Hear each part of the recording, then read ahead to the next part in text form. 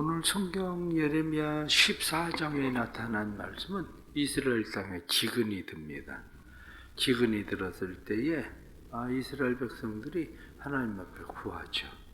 그런데 하나님께서 이스라엘 백성들이 구하는 간구에 대해서 내가 너희의 기도를 듣지 않겠다, 그렇게 말씀하시는 겁니다.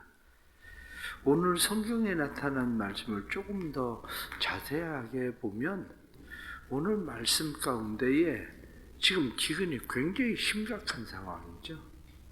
그냥 적당한 기근이 아니라 기근이 너무 심해서 말씀에 나타난 것처럼 귀인들이 사환을 보내도 그들도 물을 구하지 못한다. 그뿐만이 아니라 사슴들도 그리고 나귀들도 물을 얻을 수가 없다, 이렇게 지금 표현합니다. 그런데 뒤에 나타난 7절 말씀부터 보면 여호와여, 우리의 죄악이 우리에게 대하여 증언할지라도 주는 주의 이름을 위하여 일하소서. 지금 이스라엘 백성들이 자신들이 죄를 지었다고 자기들이 알고 있어요. 하나님, 우리가 죄를 지었습니다. 그런데 하나님, 우리의 죄를 생각하지 마시고 하나님 이름 위해서 하나님 도와주십시오, 그렇게 이야기를 합니다. 그런데 하나님의 이름을 위하여 라고 이야기하는 그것을 무엇라고 이야기하냐? 8절 말씀을 보면 이스라엘의 소망이시여 고난당한 때의 구원자시여 어찌하여 이 땅에서 거류하는 자같이 하룻밤을 유숙하는 나시그네 같이 하였나이까? 어찌하여 놀란 자 같으시며 구원하지 못하는 용사 같으시니까? 그 주는, 여호와여 주는 그래도 우리 가운데 계시고 우리는 주의 이름으로 일컬음을 받은 자요니 우리를 버리지 마소서. 이 말만 들으면 하나님을 구원자로 믿는 것 같은 그런 말이죠. 이 말만 들으면 이 사람들이 회개하고 있구나, 이렇게 생각할 수도 있습니다. 그런데 성경이 보는 입장은 하나님의 말씀은 그렇지가 않아요. 이 사람들이 회개하는 것이 그냥 진짜 회개하는 게 아니라 지금에 만나고 있는 어려움을 잠깐 넘어가기 위해서, 극복하기 위해서 지금 하나님을 찾고 있는 거예요. 그래서 하나님께서는 그들에 대해서 이야기하기를 이 백성들을 위해서 복을 구하지 마라. 하나님은 그렇게 이야기합니다. 내가 이 사람들을 기도 들어주지 않을 거니까 너 기도하지 마라. 그리고 예레미야에게 기도하지 마라, 이렇게 말씀하시는 거죠. 그것을 다른 번역 성경에 나타난 말씀을 보면 그렇게 되어 있습니다. 메시지 성경에는 뭐라고 되어 있냐면 저희에게 죄가 있음을 압니다. 잘못 살아왔습니다. 그러나 하나님 주의 이름을 생각하셔서 선처해 주십시오. 저희는 거듭거듭 주님을 배반했습니다. 부인할 수 없는 사실입니다. 저희가 주께 범죄했습니다. 주께서는 이스라엘의 희망이십니다. 유일한 희망이십니다. 고난당하는 이스라엘의 기댈 마지막 소망이십니다. 어찌하여 주께서 오늘은 여기 내일은 저기 구경이나 다니시는 관광객처럼 행세하십니까? 어찌하여 주님은 위기 앞에서 어쩔 줄 몰라 하는 사람처럼 그저 멀찍이 서서 보고만 계십니까? 하나님, 주께서는 여기 계십니다. 지금 여기에 저희와 함께 계십니다. 주님은 저희가 누구인지 아십니다. 주께서 저희에게 이름을 주셨습니다. 부디 저희를 이 궁지에 내버려 두지 마십시오. 가만히 보면 이 말씀 속엔 우리가 잘못했습니다, 이 얘기를 더 많이 하려고 하는 것보다 하나님 구경꾼 되신 것처럼 행동하는 것에 대해서 더 많이 얘기를 하고 있는 거예요. 그래서 그것을 쉬운 성경에서 보면 그렇게 이야기를 합니다. 어찌하여 여호와는 놀라고서 어쩔 줄 몰라 하시는 사람처럼 보입니까? 아무도 구해줄 힘이 없는 용사처럼 말입니다. 하지만 여호와여, 주님은 우리들 가운데 계십니다. 우리는 주님의 이름으로 불리는 백성입니다. 그러니 우리를 버리지 마십시오. 여기서도 나타난 말씀 전체를 보면 뭐라고 되어 있냐면 마치 하나님이 그렇게 행동하는 건 하나님답지 않습니다. 그러니까 하나님 제대로 도와주세요. 그러는 거죠. 그래야 우리가 하나님이라고 얘기하고 하나님이라고 인정하지, 우리뿐만 아니라 다른 사람들이 하나님 볼 때 하나님은 역시 그들의 하나님이야 이렇게 이야기하죠. 그러니까 하나님 제대로 도와주세요. 지금 그렇게 이야기하고 있는 거죠. 오늘날 많은 사람들이 기도할 때 그런 기도를 합니다. 요즘 이제 올해는 어떻게 된 게 마치 가을 장마가 오는 것처럼 가을에 비가 계속 오잖아요. 여름에 올해는 태풍이 하나도 오지 않고 그냥 잘 지나가서 다행이다 싶었는데 또 가을 장마처럼 비가 계속 와요. 우리 마음대로 할 수 있는 일은 아니지만 그래도 여름에 비가 많이 올까 봐 강릉은 저수지를 비웠다가 강릉은 아주 지근으로 고생을 하게 되고, 저 중국은 그냥 댐들 그냥 물 가두고 있다가 가을에 태풍이 부는 바람에 그냥 댐들 전부 다 여느라고 중국은 또 물바다가 되고, 우리가 할 수 있는 일은 아니에요. 그런데 잘 알아야 되는 것은 뭐냐면 그것을 조정하시는 분이 누구냐? 그분이 하나님이시라고 성경에 말씀하고 있는 거죠. 그런데 그게 왜 왔을까? 이렇게 이야기할 때 지금 이스라엘 백성들이 이야기하는 것처럼 우리가 잘못 살아왔습니다. 그거거든요. 우리가 잘못했습니다. 우리가 잘못 살고 잘못했기 때문에 하나님께서 그 일을 행하신다는 거예요. 자, 그러면 우리가 잘못 살아왔다는 것을 아는데 문제는 어디에 있습니까? 오늘 성경 본문에 나타난 말씀을 보면 이스라엘 백성들이 무엇라고 이야기하느냐? 자신들의 잘못에 대해서 여기 7절 말씀 보면 여호와여, 우리의 죄악이 우리에게 대하여 증언할지라도, 그렇게 되어 있습니다. 우리의 죄악이 우리에 대하여 증언할지라도 이렇게 되어 있는데, 이것이 우리가 거듭 범죄하였을지라도 이렇게 된단 말이죠. 죄를 짓고 또 죄를 짓고 또 죄를 짓고 거듭 계속해서. 근데 왜 이런 현상이 일어나느냐? 사실은 그게 중요합니다. 그걸 보고 우리는 뭐라고 이야기하냐면 죄의 문화, 그렇게 이야기합니다. 죄의 문화. 죄의 문화라는 게 사실은 문화라는 것이 어떤 거냐? 그냥 쉽게 생각하면 이런 겁니다. 바닷가에 수영을 해요. 사람들이 바닷가에 수영을 할 때 옛날에 바닷가에 가면 수영을 하던 사람들이 비키니를 입고 수영을 했을까? 그렇지는 않거든요.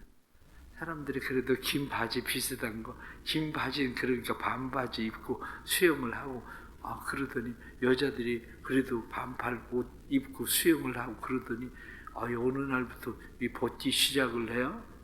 벗기 시작하더니 점점 벗는 노출이 완전 비키니로.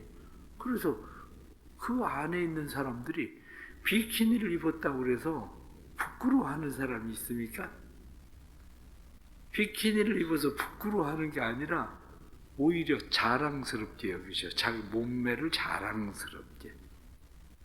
그게 문화예요. 죄라고 하는 것도 처음에는 사람들이 부끄럽게 여기죠. 그런데 부끄럽게 여기던 것이 점점 죄를 짓고 또 죄를 짓고 또 죄를 지으면서 사람들이 그게 점점 퍼져나가기 시작하면 사람들이 그 뭐 어때서 이런 거죠. 그 뭐 어때서. 그러니까 예전에는 우리가 어떻습니까?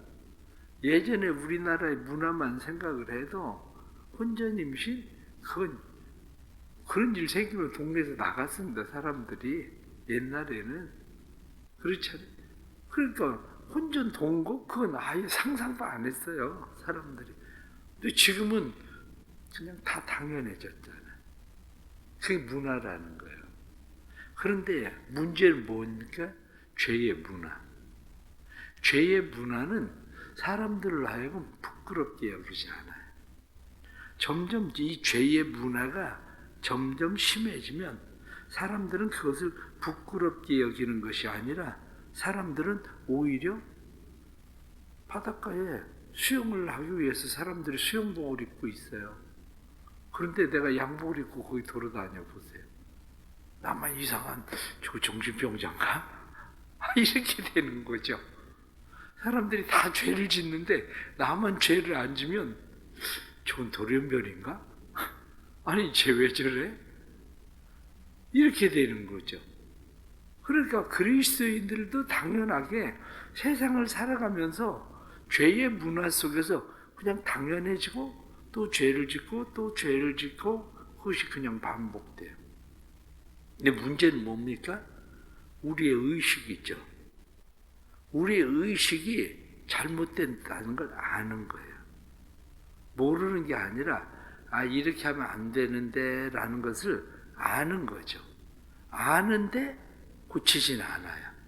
왜냐? 다른 사람 다 그렇게 하니까. 이스라엘 백성들이 지금 그런 상황에 빠진 겁니다. 이스라엘 백성들이 지금 그런 상황에 빠져서 그들은 스스로 생각합니다. 그들은 스스로 생각할 때 이러다가 일 만나지? 이런 생각이죠. 이러다 일 만나지? 그런데 내일 또 성경을 읽겠지만 그때 선지자들이 뭐라고 얘기하냐면 괜찮아. 너희에게 평강이 있을 거야. 세상 그런 거야. 이렇게 말하는 거죠. 마치 오늘날 그리스도인들이 죄를 짓는데 사람들이 이야기합니다. 괜찮아. 나도 그리스도인이거든. 나도 예수 믿거든. 근데 괜찮아. 그렇게 안 하고 세상 살겠어. 괜찮아. 근데 내 의식 속에는 무엇이 있냐면 문제가 있구나. 뭐가 잘못되구나. 이러다 기근을 만나지? 그 생각은 들어요. 그런데 더 큰 문제는 뭐냐면 기근이 찾아온 거예요. 기근이 찾아왔는데 올 게 왔구나. 맞을 매를 맞는구나. 이렇게 생각하는 게 아니라 그때 무슨 생각을 하느냐면 나만 그랬나? 다른 사람들도 다 그랬는데. 근데 하나님 우리 아버지라면서요. 하나님 우리 소망이시고 우리의 구원자시라며요.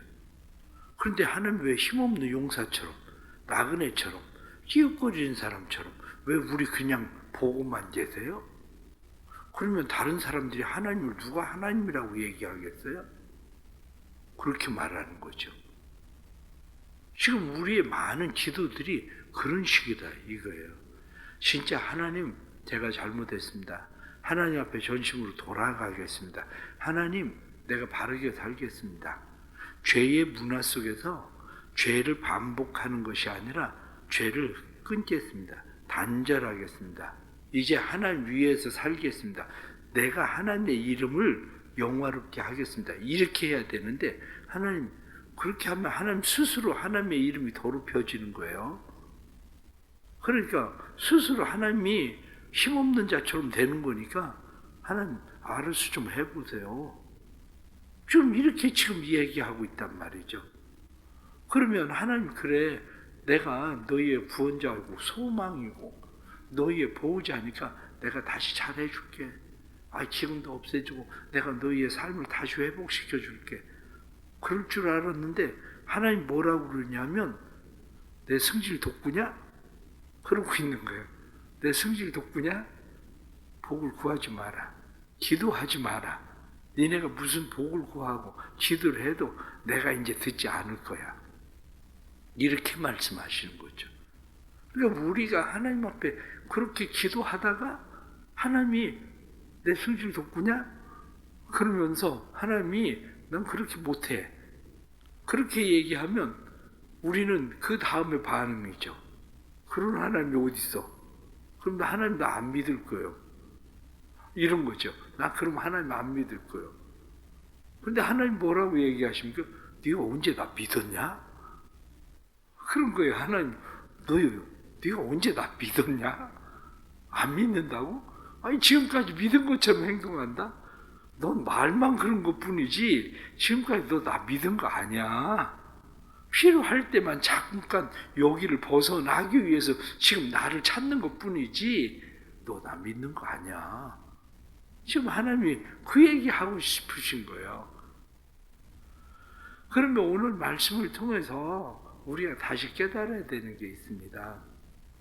그게 뭐냐면 우리의 삶 속에서 우리는 죄의 문화를 잘 볼 줄 아는 눈이 있어야 돼요.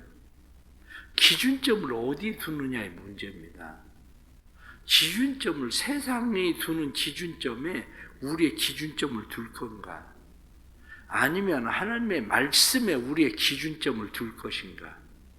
바로 이 문제입니다. 우리는 하나님의 말씀이 우리의 기준이지 세상의 기준점은 아니에요. 그런데 우리는 세상에서 살다가 보니까 세상의 기준점을 자꾸 이제 따라가게 되는 거죠. 세상의 기준점. 그런데 세상의 기준점은 계속 변합니다. 죄의 문화가 점점 흘러내려가는 것처럼 우리도 마찬가지로 죄의 문화에 우리가 세상에 내버려 두면 히브리서 2장에 나타난 말씀처럼 너희가 흘러 떠내려갈까 조심하라. 이렇게 말씀한 대로 나도 모르는 사이에 죄의 문화에 점점 흘러 떠내려간다는 거죠. 죄의 문화에. 그러면 어떤 현상이 일어나냐면 그러면 우리의 웅덩이가 펴요. 우리의 웅덩이가 빈다. 그 얘기는 오늘 성경에 나타난 말씀 뭐라고 되어 있습니까? 땅에 비가 없어 지면이 갈라지니 4절에 나타난 말씀 땅에 비가 없어 하나님의 은혜가 내리지 않는다는 거예요. 하나님의 은혜가 우리에게 내리지 않으면 우리는 기근을 만나는 거예요. 때로는 건강의 기근을 만나고 물질의 기근을 만나고 관계의 기근을 만나고 우리의 삶에 여러 가지 기근을 만나는 이유가 어디에 있느냐? 기근을 만나는 이유는 우리의 웅덩이가 비어서 그래. 하나님의 은혜가 지속적으로 우리의 삶에 내려서 우리의 웅덩이가 채워져야 되는데 성경에 나타나는 말씀처럼 너희가 생수의 근원 되시는 하나님을 버린 것과 너희가 스스로 웅덩이를 판 것이다. 이렇게 말씀한 대로 하나님의 은혜가 우리에게 내리는 것을 차단하고 우리가 스스로 웅덩이를 팠지만 그건 터진 웅덩이니라. 이렇게 말씀한 것처럼 무엇이 흘러 들어오는 것처럼 보여지는데 들어오는 족족 다 나가는 터진 웅덩이처럼 우리의 웅덩이가 비어버렸다. 그거예요. 그러면 그때 우리가 해야 되는 것은 진정한 회개입니다. 하나님, 제가 죄인입니다. 제가 잘못 살았습니다. 제가 하나님 앞에 당연히 받아야 될 대가입니다. 제가 하나님의 이름을 더럽혔습니다. 그걸로 회개해야지 우리가 하나님 안 도와주시면 하나님 안 할 거예요. 하나님 안 도와주시면 사람들이 하나님에 대해서 뭐라고 얘기하겠어요? 그러니까 하나님 알아서 해보세요. 이건 우리의 신앙의 태도가 아니라는 거예요. 성경이 말하고 있는 것은. 그러기에 우리는 하나님의 체면을 위해서 하나님 뭐 좀 해보세요. 그런 게 아닙니다. 하나님이 자신의 체면을 위해서, 자기의 이름을 위해서 하나님이 일하시는 분이지만, 하나님이 자기 체면 살리기 위해서 우리에게 무엇을 행하시는 분은 아닙니다. 우리가 하나님에 대해서 착각하고 있는 거예요. 이스라엘 백성들이 지금 그런 착각을 가지고 하나님 앞에 지금 구하고 있지만, 하나님은 난 그런 기도 안 들을 거야, 그런 말씀하시죠. 결론은 웅덩이가 비기 전에 잘 깨달아야 됩니다. 웅덩이가 비기 전에 지속적으로 하나님의 은혜를 구해야 돼요. 하나님의 은혜가 떨어지면 건강도 사라집니다. 하나님의 은혜가 떨어지면 물질도 사라집니다. 하나님의 은혜가 떨어지면 관계도 사라집니다. 하나님의 은혜가 떨어지면 내 마음의 평안도 사라집니다. 하나님의 은혜가 떨어지면 우리의 삶의 모든 것이 부족하다는 걸 알게 돼요. 다시 하나님의 은혜가 우리의 삶에 잘 회복되도록, 하나님, 제가 죄인입니다, 하나님밖에 없습니다, 고백할 줄 아는 그러한 신앙, 그런 믿음으로 다시 하나님 앞에 우리를 잘 세울 수 있기를 바랍니다. 기도하겠습니다. 하나님 아버지, 우리를 다시 세워주옵소서. 우리는 하나님 앞에 회개하는 것 같지만 우리의 울음은 하나님 앞에 회개하는 울음인 것처럼 보여지지만, 지금 상황이 아프고 힘들어서 울 뿐이지 우리가 하나님 앞에 진정한 회개의 눈물을 흘릴 줄은 모르는 사람들입니다. 오히려 우리는 하나님이 우리에게 일하시지 않으면, 도와주시지 않으면 하나님 하지 않을 겁니다. 그리고 마치 협박을 하듯이 그렇게 우리는 행합니다. 오히려 하나님이 우리를 도와주시지 않는 것을 갑자기 뒤통수를 맞은 사람처럼 하나님이 초래하셨습니다, 그런 식의 표현으로 오히려 우리는 하나님을 바라봅니다. 하나님 도와주옵소서. 우리가 진정한 회개자가 되도록 도와주옵소서. 하나님 앞에 우리를 바로 세울 수 있도록 도와주옵소서. 그래서 우리의 삶이 오직 하나님이 우리의 참된 소망이시고 하나님의 참된 구원이시라는 것을 바르게 깨닫게 해 주옵소서. 진정으로 하나님 앞에 회개하고 기도해야 되는 이유가 무엇인지 우리가 다시 깨닫고 우리의 방황하는 인생 길에서 하나님 앞에 온전히 돌아설 수 있도록 도와주옵소서. 오늘 이 새벽에도 주님 앞에 나온 사랑하는 주의 백성들 도와주시고 그 은혜에 힘입게 해주시고, 특별히 나라를 위해서 기도합니다. 나라가 하나님 점점 빈 그릇이 되어가고 있습니다. 나라에 기근이 찾아오고 있습니다. 나라에 찾아오고 있는 이 기근, 빈 그릇이 되어져가는 이 나라의 모습을 불쌍히 여겨 주옵소서. 긍휼히 여겨 주옵소서. 이 나라가 하나님 앞에 바로 서기 위해서 한국 교회가 먼저 회개하게 하시고 그리스도인들이 회개하게 해주시고, 그래서 이 나라가 하나님의 뜻을 이루는 나라 될 수 있도록, 제사적 나라가 될 수 있도록, 하나님의 이름을 더럽히지 않는 나라가 될 수 있도록 주님 도와주옵소서. 그래서 이 나라를 통해 계획하신 하나님의 모든 은혜가 아름답게 성취되도록 성령님 역사하여 주옵소서. 오늘 하루의 삶도 주님 앞에 맡깁니다. 우리의 삶의 선한 인도자 되어 주옵소서. 예수님의 이름으로 기도드리옵나이다. 아멘.